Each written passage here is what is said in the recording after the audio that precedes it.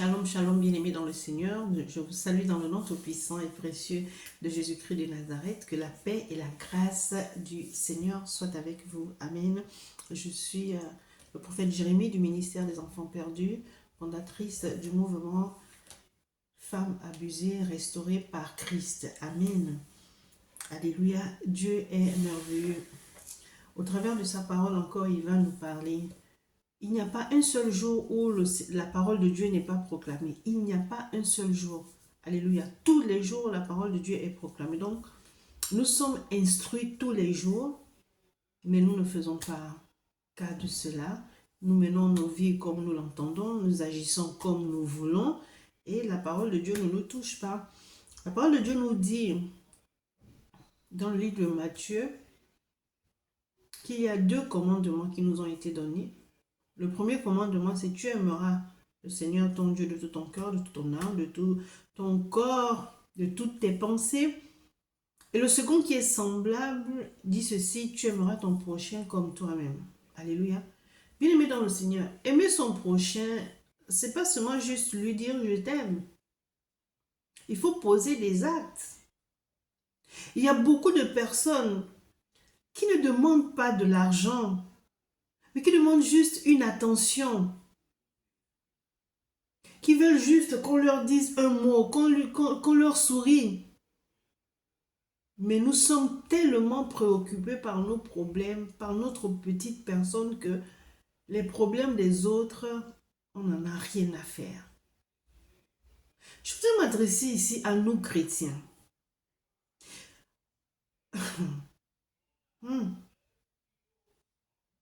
Nous avons un sérieux problème.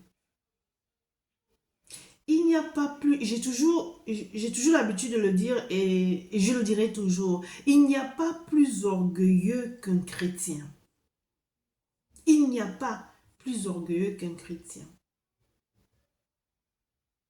Où vas-tu avec l'orgueil?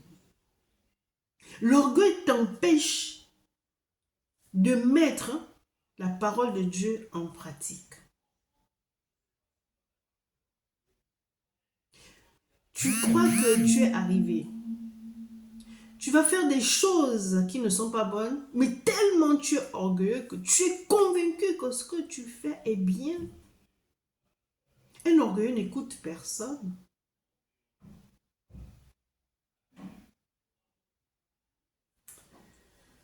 Ah, que Dieu nous aide. Que Dieu nous aide. Que Dieu nous aide parce que il y a trop de choses qui ne vont pas. Il y a trop de choses qui ne vont pas dans la maison de Dieu. Trop de choses. Alléluia. Il y a trop de choses. Et si nous ne faisons pas attention, nous allons nous éloigner de plus en plus de Dieu. Regardez, la parole de Dieu nous dit dans le livre de Romains 2, 24 ceci que car le nom de Dieu est blasphémé parmi les païens à cause de vous, comme cela est écrit. Le nom de Dieu n'est pas blasphémé par les païens. Le nom de Dieu est blasphémé à cause de nous. Ce n'est pas blasphémé à cause des païens, mais à cause de nous. C'est-à-dire que le nom de notre Père est blasphémé à cause de nous, ses enfants. Trouvez-vous ça normal? C'est écrit dans la Bible et c'est ce qui se fait.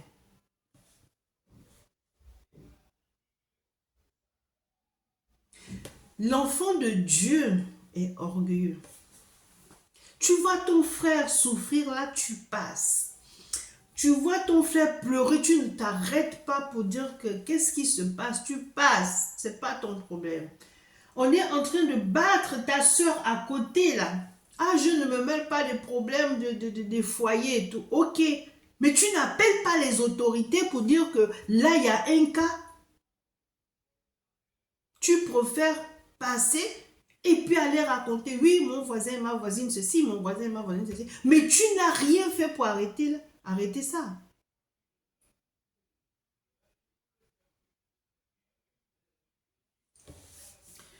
Nous allons aller à la lumière de la parole de Dieu dans le livre de Proverbes chapitre 31 au verset 8 et 9. La parole de Dieu dit ceci: ouvre ta bouche pour le muet, pour la cause de tous les délices.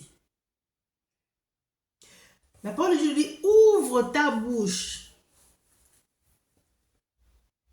Toi qui as été sauvé, tu es là aussi pour sauver les autres. Tu es la voix des personnes sans voix.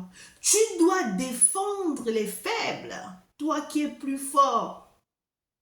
Tu dois ouvrir ta bouche pour cette personne qui ne sait pas s'exprimer.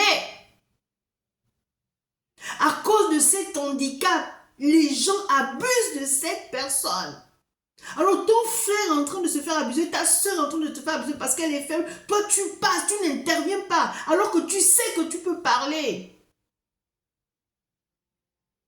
Alors que tu sais que tu peux défendre cette personne qui ne peut pas parler, qui ne sait pas s'exprimer. Mais toi tu passes. Dis, ouvre ta bouche pour le muet, pour la cause de tous les délaissés. Toutes ces personnes qui sont méprisées, délaissées, humiliées, tu dois ouvrir ta bouche pour parler. Nous devons ouvrir nos bouches. Arrêtons de fermer nos bouches. Ces personnes qui sont abusées, nous sommes là pour les défendre, mais nous ne devons pas fermer nos bouches, prendre les téléphones, filmer, et puis c'est tout, mettre sur les réseaux sociaux, mais on n'a rien fait pour sauver cette personne qui était dans le besoin.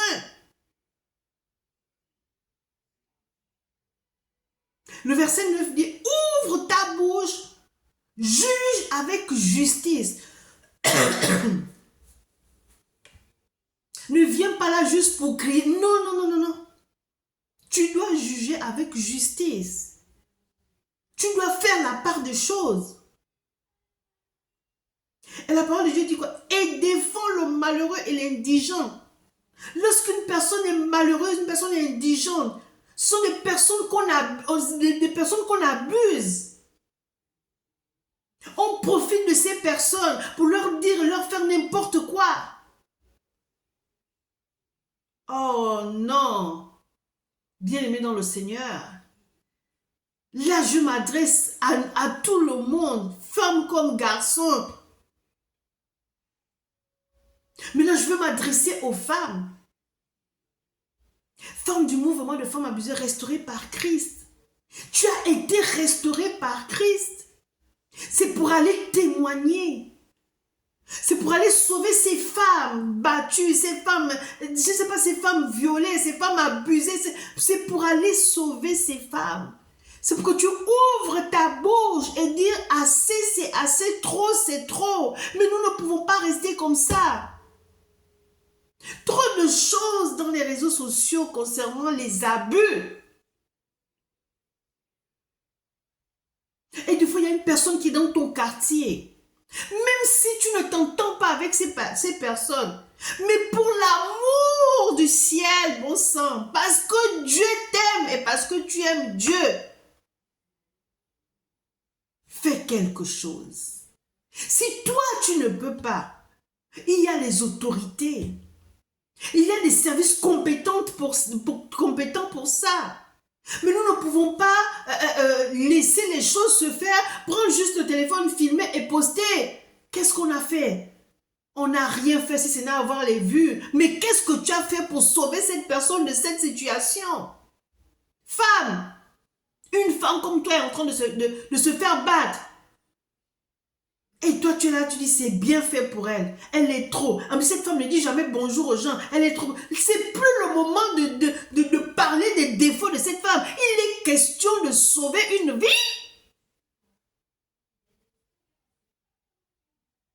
Bien, mais les coups, ça fait mal.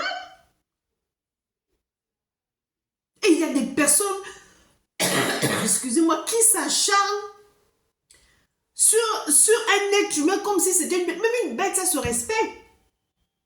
Tu vois le sang couler. Tu continues à battre la personne. Mais ça, c'est quoi ça?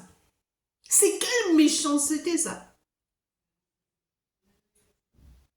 Et puis ceux qui sont là, vous croisez les bras et vous ne faites rien. La parole de Dieu dit, ouvre ta bouche, juge avec justice et défends le malheureux et l'indigent. Le verset 8 dit, ouvre ta bouche pour le muet. Il y a des personnes qui ne savent pas s'exprimer. Et comme tu ne sais pas t'exprimer, on abuse de toi. Tu ne sais pas lire, tu ne sais pas écrire, tu ne sais pas parler. Tu es là comme ça. Tu viens te défendre, on te fait, tu subis. Eh bien, Dieu dit, toi, ouvre ta bouche, femme, et parle. Pour la cause de tous les délaissés, nous devons parler, nous devons nous faire entendre. Mais tu ne peux pas voir quelqu'un dans ton quartier. Bien aimé dans le Seigneur, il y a des attitudes qui doivent t'interpeller. J'ai dit, il y a des attitudes qui doivent t'interpeller. Alléluia. Il y a des attitudes qui doivent t'interpeller. Tu vois une personne qui a l'habitude de sourire et tout, qui te dit toujours bonjour en te regardant. Et aujourd'hui, ça fait quelques jours, la personne te dit bonjour, mais elle est couverte, ou bien elle marche vite et tout, et toi, ça ne t'interpelle pas. Tu es préoccupé par ta petite personne. Dieu a dit ouvre ta bouche. Dieu a dit défends ces personnes. Cherche à savoir qu'est-ce qui ne va pas. Tu vas me dire, j'ai peur d'avoir des histoires, ça ne me regarde pas. Mais va voir les autorités compétentes. Contacte les assistants sociaux, contacte, je ne sais pas moi, tu vas voir, la police dit qu'il y a un cas. Là où j'habite. Non, on ne le fait pas. Nous aurons des comptes à rendre à Dieu. Nous aurons des comptes. C'est pas parce que toi, tu as été battu et tu te dis, moi, quand j'ai été battu, qui est venu à mon secours? Mais toi, tu es là, tu vois. Même si les gens étaient là, quand on te battait et ils ne sont pas venus à ton secours, tu sais comment les coups font mal. Tu sais comment c'est une humiliation d'être battu comme ça devant les gens. Tu ne défends pas ta personne là. Tu ne vas pas voir les autorités compétentes pour venir régler ce problème. Tu vois d'abord ta petite personne, que moi, quand on m'a battu, on m'a violé, on m'a fait ceci, qui était là? Non. On ne peut plus parler comme ça. Alléluia. On ne peut pas parler comme ça. Je reprends le verset, Proverbe 31, verset 8 à 9. Ouvre ta bouche pour le muet, pour la cause de tous les délaissés. Ouvre ta bouche, juge avec justice et défends le malheureux et l'indigent. Bien aimé, vous savez, c'est parce que nous n'avons pas d'amour pour les autres. Parce que si tu es une personne remplie d'amour, une personne compatissante, tu ne peux pas voir ta soeur, ton frère pleurer et puis ça ne te dit rien. Mais c'est que tu es sorcier ou tu es sorcière. Tu vois une personne pleurer et la personne te regarde, elle ne peut pas parler parce qu'elle demande de l'aide. Toi, tu passes comme ça et tu continues ton chemin. Oh, sois délivré.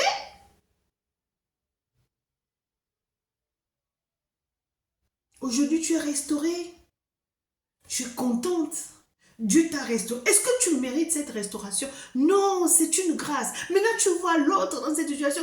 Dieu t'a sauvé, c'est pour que tu ailles sauver. Dieu t'a restauré, c'est pour que tu ailles aussi faire, pour que la personne soit restaurée. Que tu ailles restaurer aussi une personne. Tu es passé par là. Tu connais la souffrance. Et puis tu laisses ça. Tu dis que moi, quand je passais par là, personne n'est venu si ce n'est Dieu. Et heureusement que Dieu était là. Mais là, Dieu te dit, je t'ai restauré. Va maintenant faire ton travail. Va témoigner, va se restaurer, va parler, va défendre. Non, tu ne le fais pas. Jusqu'à quand? Jusqu'à quand?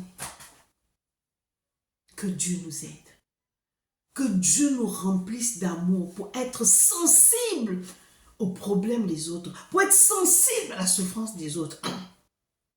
Si tu n'as pas d'amour, tu ne peux pas le faire. Mais tu ne peux pas être enfant de Dieu et ne pas être rempli d'amour. C'est pas possible. À un moment donné, pose-toi la question de savoir si tu sers ce véritable Dieu, l'Éternel des armées, celui qui a donné son Fils, Jésus-Christ de Nazareth pour toi. Est-ce que c'est vraiment lui que tu sers pour que tu te comportes comme ça? Quel fruit portes-tu? Tu es la lumière du monde, tu es le sel de la terre. Mais rien, peut-être que tes actes ne vont pas avec la lumière, ne vont pas avec le sel. Tu es aigri. Et pourtant, Dieu t'a restauré. Mais la rancune, la rancœur, la vengeance est encore dans ton cœur. Sors de là. Sors de là. Jésus t'aime. Jésus t'aime. Je te dis que Jésus t'aime. Jésus t'aime. Aidons-nous. Aimons-nous. Prenons soin les uns des autres. Alléluia. Bien-aimé, c'était ce petit message que j'avais pour nous, parce que ça me tenait à cœur. Amen. Que Dieu vous bénisse abondamment et à bientôt. Amen.